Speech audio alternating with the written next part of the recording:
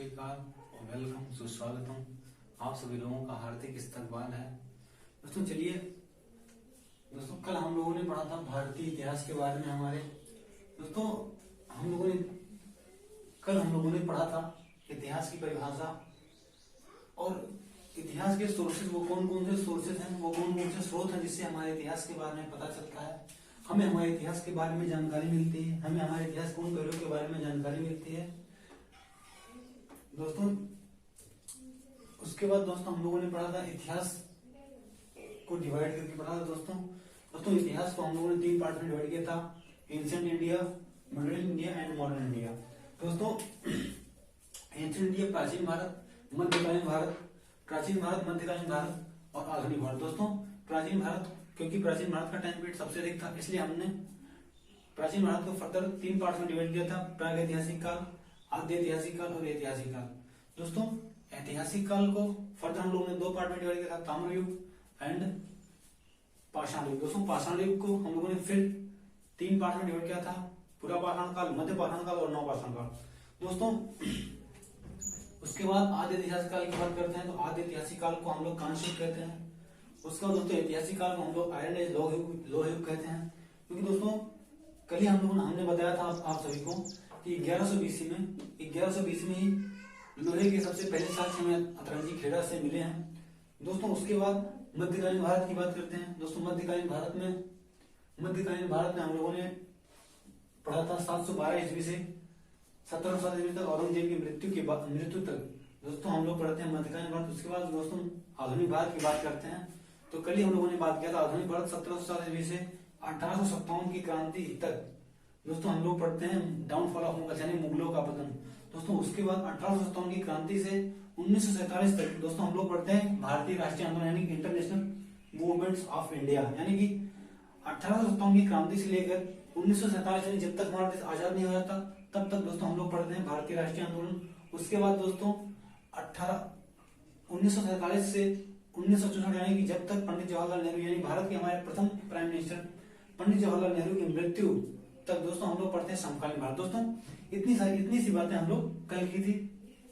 दोस्तों उसके बाद इसका टाइम का भी जो डिवाइडेशन किया था हम लोगों ने, उसको भी आप लोगों को हमने कल बताया। दोस्तों अगर अभी तक आप लोगों ने वो वीडियो नहीं देखी है, दोस्तों उस वीडियो को जाकर जरूर देख लीजिए, क्योंकि अगर वो वीडियो नहीं देंगे तो उसी से रिलेटेड कुछ चीजें भी इसमें हम लोग जानने की कोशिश करेंगे। दोस्तों अगर आप लोग वो वीडियो देखते हैं तो डेफिनेटली आप लोगों को थोड़ा बहुत इस वीडियो में थोड़ी बहुत जानकारियां समझने को मिलेगी। दोस्तों चलिए मध्यकालीन भारत। दोस्तों मध्यकालीन भारत को हम लोग पढ़ते हैं। दोस्तों मध्यकालीन भारत की बात करते हैं तो दोस्तों मध्यकालीन भारत के प्रारंभ की जो कड़ी है, दोस्तों सबसे पहले तो आप लोगों को ये बताना चाहेंगे दोस्तों कि कोई भी युग जब प्रारंभ होता है तो उससे पहले हम उस युग के बारे में हमें उसके सामाजिक, धार्मिक और आर्थिक इन सभी पहलुओं का बोध होता है। दोस्तों कोई भी काल जब अपने चरमोत्कर्ष, अपने विकासशीलता के चरमोत्कर्ष पर पहुंच जाता है दोस्तों, तो उसका पतन निश्चित हो जाता है। इसी बात को मद्देनजर रखते हुए दोस्तों हम लोग देखते हैं कि हमारे प्राचीन भारत का जब पतन हुआ था तो उसके बाद एक नया युग, मध्यकालीन युग, यानी मध्यकालीन भारत, यानी प्राचीन युग का समापन हुआ, यानी पतन हुआ। उसके बाद हमारे मध्यकालीन भारत का प्रारंभ हुआ था। दोस्तों आप सभी लोग अगर इतिहास को अच्छे से पढ़ते होंगे तो आप सभी लोगों ने अक्सर नोटिस किया होगा, चाहे वो हमारे इंडियन हिस्ट्री हो या वर्ल्ड हिस्ट्री हो, किसी भी हिस्ट्री में दोस्तों हर एक इतिहास में दोस्तों ये चीज देखने को मिलेगी कि एक युग का जब पतन होता है उसके बाद एक नए युग का प्रारंभ होता है। उस युग में उसका विकास होता है, उसके सामाजिक, धार्मिक, आर्थिक सभी हर एक क्षेत्र में उसका विकास होता है। उसके बाद एक समय ऐसा आता है जब वह युग अपने विकास की चरमोत्कर्ष यानी परम सीमा पर पहुंच जाता है, तो उसके बाद उसका पतन हो जाता है। दोस्तों आप सभी लोगों ने देखा होगा 476 ईस्वी में रोमन साम्राज्य का पतन हुआ था। उसके बाद एक नए युग का प्रारंभ हुआ, यानी जिसे मध्य युग, मिडिल युग कहते हैं, मध्य युग। इसी तरह दोस्तों आप सभी लोगों को पता होगा कि यूरोप में 1453 ईस्वी में कुस्तुनतुनिया का पतन होता है। उसके बाद एक मध्य युग का प्रारंभ होता है। दोस्तों इसी प्रकार हमारे इतिहास में भी, इंडियन हिस्ट्री में भी एक युग यानी कि एंशिएंट इंडिया में उसका पतन होता है। उसके बाद हमारे एक नए युग यानी कि मध्य युग का प्रारंभ होता है। दोस्तों चलिए देखते हैं कि मध्यकालीन युग को भी हम लोग दो पार्ट में डिवाइड करते हैं दोस्तों, प्रारंभिक मध्यकाल, प्रारंभिक मध्यकाल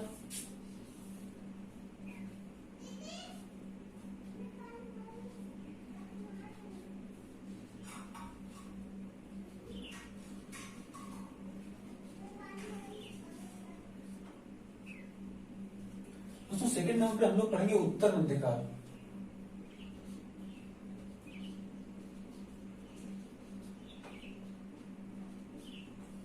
दोस्तों प्रारंभिक मध्यकाल का टाइम पीरियड होगा दोस्तों 712 ईस्वी से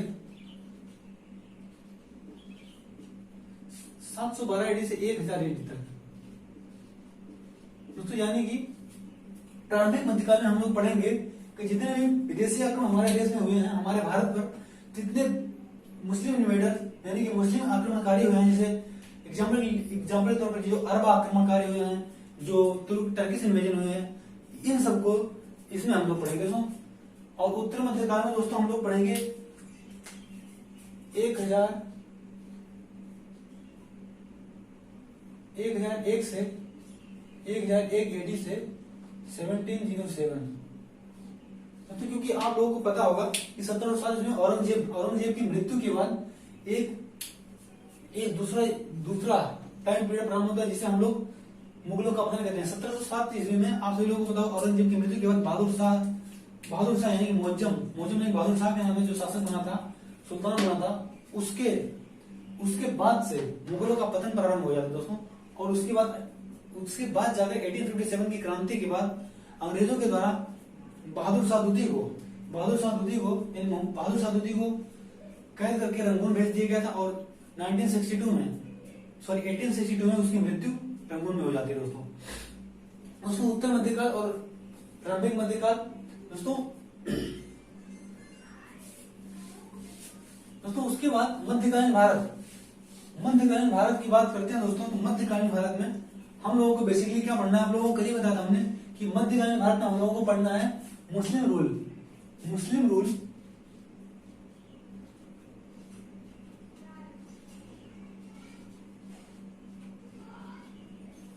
दोस्तों। मध्यकालीन भारत में हम लोगों को मुस्लिम शासन पढ़ना है, यानी कि पूरे मध्यकालीन भारत में जितने भी हमारे देश में वंश हुए हैं, जितनी भी डायनेस्टीज हुई हैं हमारे मध्यकालीन भारत में, सारे मुस्लिम्स हैं दोस्तों। पूरे मध्यकालीन भारत में हम लोग मुस्लिम रूल्स को पढ़ेंगे दोस्तों। मुस्लिम रूल्स की जैसे ही नाम आती है तो उसी समय हमारे दिमाग में एक क्वेश्चन उठता है, इस्लाम।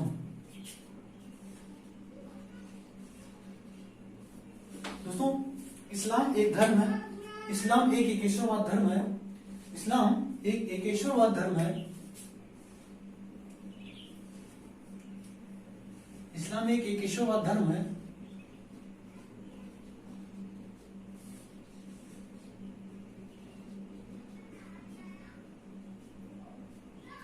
इस्लाम एक एकेश्वरवाद धर्म है जिसके संस्थापक हैं, जिसके फाउंडर, जिसके प्रवर्तक हजरत मोहम्मद साहब को माना जाता है दोस्तों। इस्लाम धर्म के जो संस्थापक हैं या फाउंडर हैं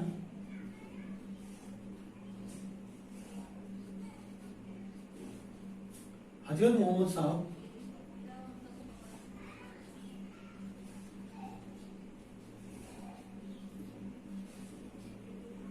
यह पैगंबर मोहम्मद साहब को माना जाता है।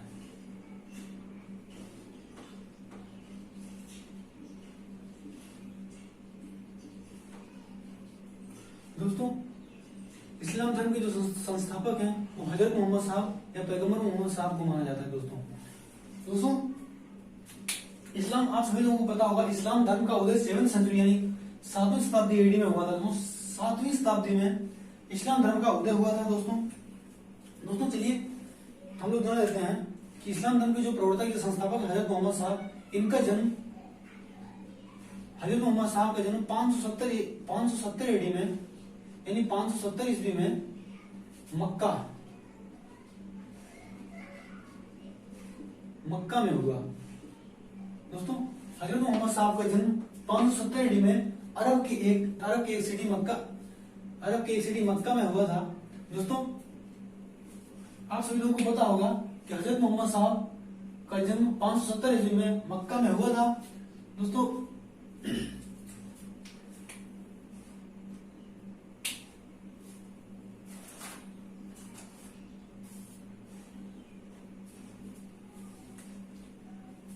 दोस्तों इस्लाम एक ईश्वरवाद धर्म है। दोस्तों इतिहास एक इस्लाम एक ईश्वरवाद धर्म है। इस्लाम एक ईश्वरवाद धर्म है। इसमें केवल एक ही ईश्वर को मान्यता दी गई है दोस्तों। और उस ईश्वर को, इस्लाम धर्म में उस ईश्वर को अरबी भाषा में, अरबिक लैंग्वेज में अल्लाह एंड फारसी पर्शियन लैंग्वेज में इसे खुदा। दोस्तों इस्लाम एक ईश्वरवाद धर्म है। इसमें केवल एक ही ईश्वर को मान्यता दी गई है दोस्तों। इस्लाम एक ईश्वरवाद धर्म है। इसमें केवल एक ही ईश्वर को मान्यता दी गई है और इस एक ईश्वर को अरबिक भाषा में अल्लाह और पर्शियन भाषा में खुदा कहा जाता है दोस्तों इस्लाम धर्म के प्रवर्तकों का ऐसा मानना है, इस्लाम धर्म के अनुयायियों का ऐसा मानना है कि अल्लाह केवल एक है, इसके जैसा कोई नहीं है। अल्लाह केवल एक है और इसके जैसा कोई नहीं है। अगर हम अल्लाह की कल्पना करना चाहें तो वो हमारी कल्पना से परे है दोस्तों। जो चीज हमारी कल्पना से परे होती है उसकी हम लोग इमेज नहीं बना सकते। और दोस्तों जिसकी हम लोग इमेज नहीं बना सकते उसकी हम लोग मूर्तियां, उसका स्ट्रक्चर भी नहीं बना सकते दोस्तों। इसलिए इस्लाम धर्म में मूर्ति पूजा पूरी तरह से बैन है दोस्तों। इस्लाम धर्म में मूर्ति पूजा पूरी तरह से बैन है। इसलिए दोस्तों इस्लाम धर्म में मूर्ति पूजा बैन है दोस्तों। इस्लाम धर्म को मानते कैसे होंगे इस्लाम धर्म के अनुयायी दोस्तों? इस्लाम धर्म को मानने के लिए 5 पिलर्स दिए गए हैं दोस्तों। 5 pillars, there are 5 pillars to follow Islam. दोस्तों इस्लाम धर्म को फॉलो करने के 5 पिलर्स हैं।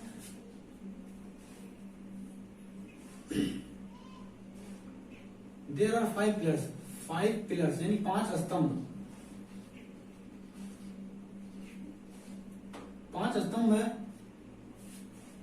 जिसमें से पहला दोस्तों इस्लाम धर्म को फॉलो करने के लिए 5 स्तंभ बताएंगे, 5 रूल्स बताए गए हैं दोस्तों। उसमें से पहला रूल्स है कलमा।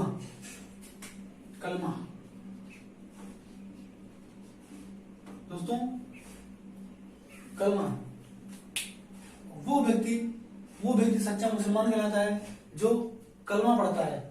वो व्यक्ति सच्चा मुसलमान कहलाता है जो कलमा पढ़ता है दोस्तों। सेकंड नंबर पर एक सच्चा मुसलमान वही कहलाता है जो दिन में 5 बार नमाज अदा करता है। एक सच्चा मुसलमान वही होता है जो दिन में 5 बार नमाज अदा करता है। सच्चा मुसलमान वही होता है जो दिन में 5 बार नमाज अदा करता है। थर्ड नंबर पे होगा दोस्तों सच्चा मुसलमान रमजान के महीने में रोजा रखेगा।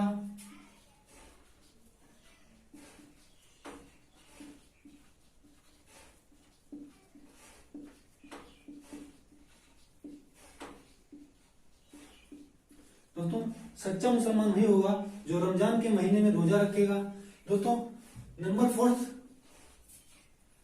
दोस्तों एक सच्चा मुसलमान अपने जीवन पर्यंत, अपने पूरी लाइफ में अगर पॉसिबल हो सके तो एक बार हज यात्रा करेगा दोस्तों। हज यात्रा जो हमारे हजरत मोहम्मद साहब या पैगंबर मोहम्मद साहब के जन्म स्थल और मृत्यु स्थल, यानी कि जहां हमारे हजरत मोहम्मद साहब, पैगंबर हजरत मोहम्मद साहब का जन्म हुआ था और जहां पर उनका इंतकाल हुआ था, उन दोनों प्लेसेस को हमारे इस्लाम धर्म में सबसे फेमस प्लेस बताए गए हैं दोस्तों, जो मक्का और मदीना को कहा जाता है दोस्तों। यानी कि इस्लाम धर्म में सच्चा मुसलमान वही होगा जो अपने जीवन पर्यंत, यानी अपने पूरे टाइम पीरियड में, अपने जीवन में एक बार हज यात्रा करेगा दोस्तों।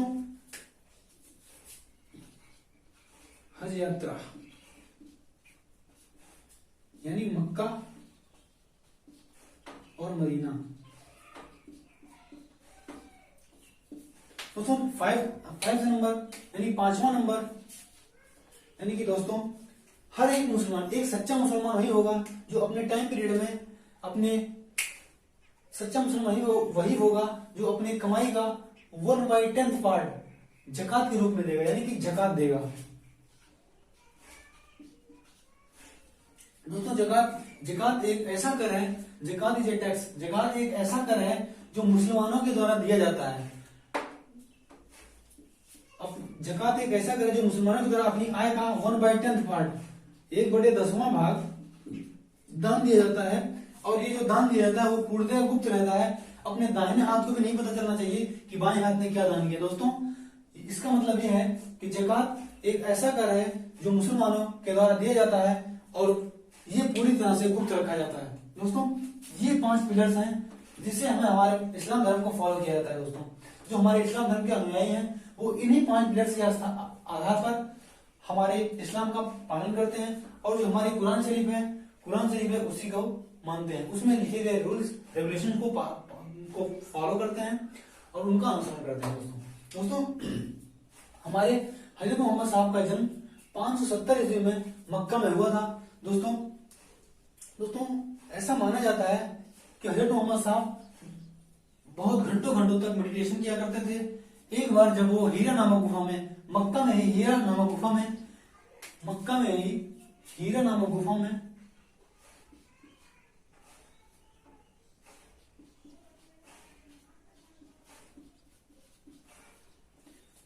गुफा में ध्यानमग्न हुए थे, तभी एक बार जब हीरा नामक गुफा मक्का के हीरा नामक गुफा में वो अंतर ध्यान लगाए बैठे हुए थे, तभी उनके पास एक दूत आया, खुदा का एक दूत आया और उसने हजरत मोहम्मद साहब या पैगंबर मोहम्मद साहब के एक बुक दी जिसे कुरान शरीफ के नाम से जाना जाता है। दोस्तों उसके बाद उसने इस पुस्तक का प्रचार प्रसार करने के लिए हजरत मोहम्मद साहब को अपना संरक्षक बनाया।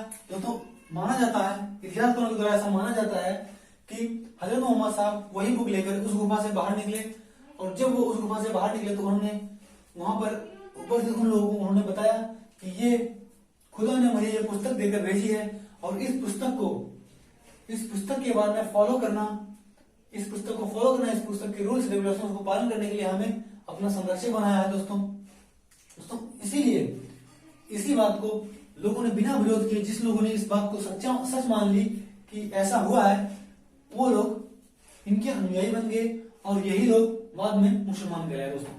दोस्तों 610 ईस्वी में मोहम्मद साहब को महाज्ञान की प्राप्ति हुई। हीरा की नामक गुफा में 610 ईस्वी में पैगंबर मोहम्मद साहब को महाज्ञान की प्राप्ति हुई। जब इन्हें महाज्ञान की प्राप्ति हुई उसके बाद इन्होंने अपना एक संगठन बनाया और मुस्लिम धर्म यानी इस्लाम धर्म के प्रचार प्रसार के लिए अपना अभियान स्टार्ट किया। दोस्तों कुछ ही समय में बहुत कम ही समय में इनकी पॉपुलैरिटी इतनी ज्यादा बढ़ गई कि यहाँ पर रह रहे यानी मक्का में रह रहे अदर धर्म यानी कि यहूदी ईसाई धर्म को इनसे इनसिक्योरिटी होने लगी और ये लोग हजरत मोहम्मद साहब पर प्रेशर बनाने लगे कि ये मक्का छोड़कर कहीं और चले जाएं। तो दोस्तों 622 ईस्वी में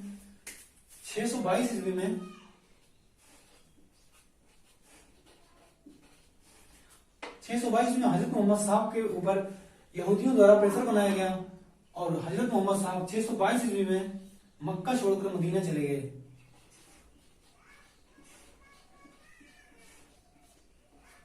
दोस्तों हजरत मोहम्मद साहब 622 ईस्वी में मक्का छोड़कर मदीना चले गए और इनके मक्का से मदीना जाने की इस यात्रा को मदीना जाने की इस यात्रा को हिजारत कहा जाता है। दोस्तों इनके मक्का जाने की इस यात्रा को हिजारत कहा जाता है और यहीं से यानी कि 622 ईस्वी में ही हिजरी संवत का प्रारंभ हुआ।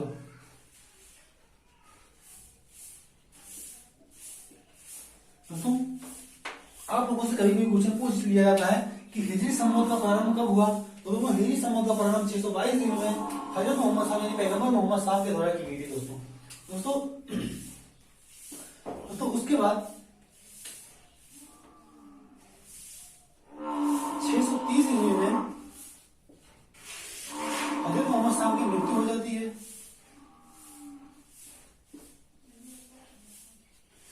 दोस्तों 622 ईस्वी में हजरत मोहम्मद साहब की मृत्यु के बाद इनके इतने बड़े साम्राज्य को संभालने के लिए अब कौन प्रबल दावेदार है, कौन इनके उत्तराधिकार को संभालेगा। दोस्तों ये सबसे बड़ा प्रश्न उठ खड़ा होता है। दोस्तों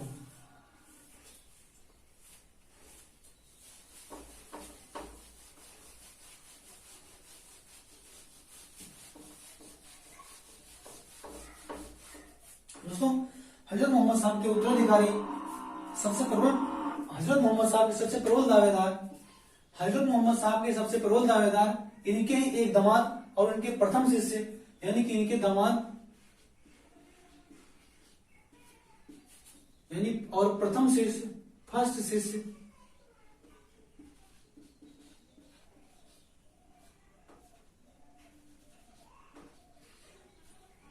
इनके उत्तराधिकारी और इनके प्रथम शिष्य अली ही इनके उत्तराधिकारी के प्रथम दावेदार हुए दोस्तों। लेकिन किसी कारणवश अली को इनका उत्तराधिकारी ना बनाकर अबू बकर को इनका प्रथम उत्तराधिकारी बना दिया जाता है।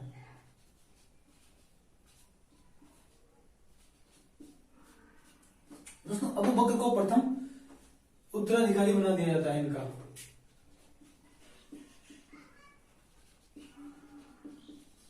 और दोस्तों जो हजरत मोहम्मद साहब के उत्तराधिकारी हैं, इन्हीं को हम खलीफा कहते हैं।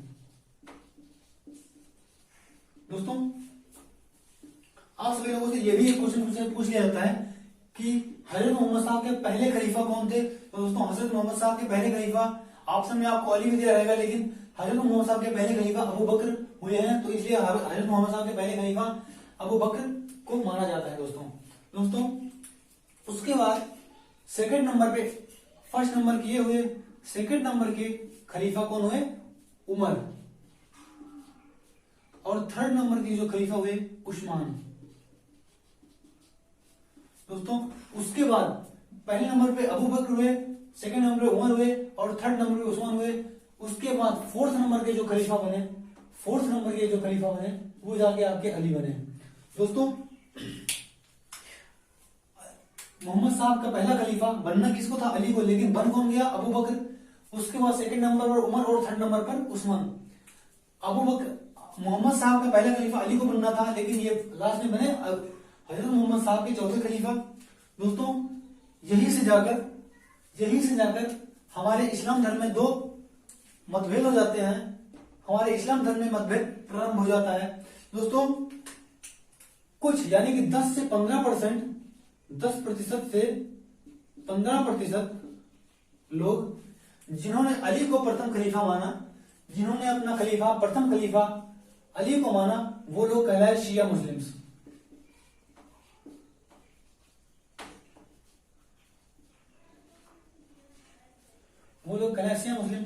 और जिन लोगों ने अबू बकर को अपना पहला खलीफा माना,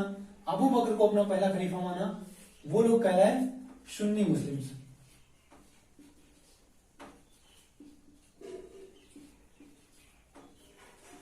दोस्तों जिन लोगों ने अली को अपना खलीफा माना वो लोग शिया मुस्लिम कहलाए, और जिन लोगों ने अबू बकर को अपना पहला खलीफा माना वो लोग सुन्नी मुस्लिम कहलाए। दोस्तों क्योंकि सुन्नियों की संख्या अधिक थी, यानी कि 85 से 90% लोग सुन्नी थे, इसलिए सुन्नियों का वर्चस्व हमेशा सबसे अधिक रहा है। दोस्तों लेकिन इसके बाद घटना कुछ ऐसी घटित हुई कि फिफ्थ नंबर के जो खलीफा के प्रबल दावेदार थे वो थे अली के ही एक पुत्र हुसैन हुआ करते थे। इन्हीं के एक सन यानी कि एक पुत्र हुसैन हुआ करते थे। अली के बाद पांचवें नंबर के यानी कि फिफ्थ नंबर के पांचवें नंबर के खलीफा के प्रबल दावेदार हुसैन हुआ करते थे। लेकिन उसी समय बगदाद में एक शासक हुआ करता था, वो बहुत ही महत्वाकांक्षी प्रवृत्ति का था। दोस्तों बगदाद का एक सुल्तान बहुत ही महत्वाकांक्षी प्रवृत्ति का था, उसके मन में ये लालच उत्पन्न हो गया खलीफा बनने का। तो उसको पता था कि हुसैन पांचवें नंबर के खलीफा बनने के प्रबल दावेदार हैं, इसलिए उसने अली के पास संदेश भिजवाया और कहा हुसैन को हमारे दरबार में पेश कर दीजिए। दोस्तों अली को क्या पता था कि हुसैन की हत्या कर दी जाएगी। दोस्तों अली ने और शिया मुस्लिम ने हुसैन को बगदाद के सुल्तान के पास भेज दिया, और दोस्तों वहीं पर हुसैन की हत्या कर दी गई, किसके द्वारा, बगदाद के सुल्तान के द्वारा। और दोस्तों जैसे ही बगदाद के सुल्तान के द्वारा हुसैन की हत्या हुई, इसी बात से नाराज होकर सुन्नी मुस्लिम ने शिया मुस्लिम से कहा कि आपने हमारे नवाजे हजरत मोहम्मद साहब के खलीफा पांचवें खलीफा हुसैन की हत्या करवाई है, किससे, बगदाद के सुल्तान के साथ। बगदाद के सुल्तान से मिलकर आपने हमारे हजरत मोहम्मद साहब के नवाजे खलीफा हुसैन के हत्या करवा दी। इसी बात से दुखी होकर सुन्नियों ने शियाओं से इतनी ज्यादा दुश्मनी प्रारंभ कर दी कि आज तक भी दोस्तों आप लोग आज तक भी देखते होंगे कि शिया और सुन्नी एक दूसरे के जान के प्यासे बने रहते हैं दोस्तों। लेकिन शियाओं ने कहा कि हुसैन के मरने का दुख तो हमें भी है, हुसैन के मरने का दुख तो हमें भी है, इसीलिए तो हम हर साल मुहर्रम नामक त्योहार मनाएंगे। मुहर्रम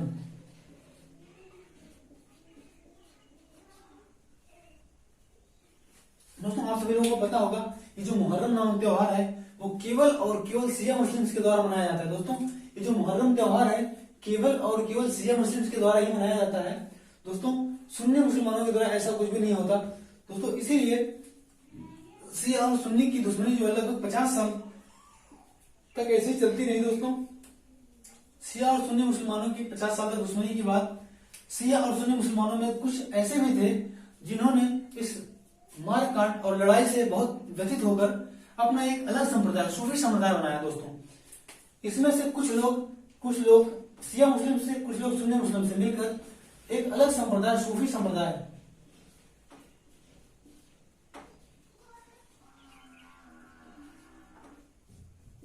दोस्तों अपना एक अलग संप्रदाय सूफी संप्रदाय बनाया दोस्तों।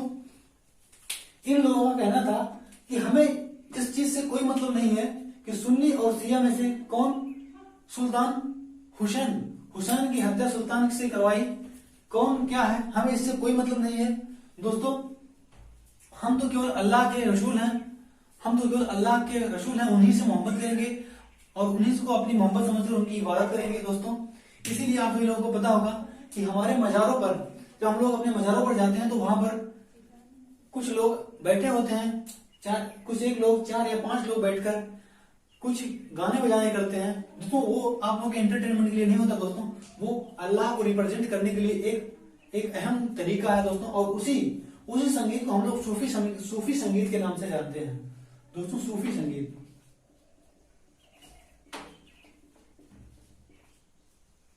दोस्तों उसी को हम लोग सूफी संगीत के नाम से जानते हैं दोस्तों।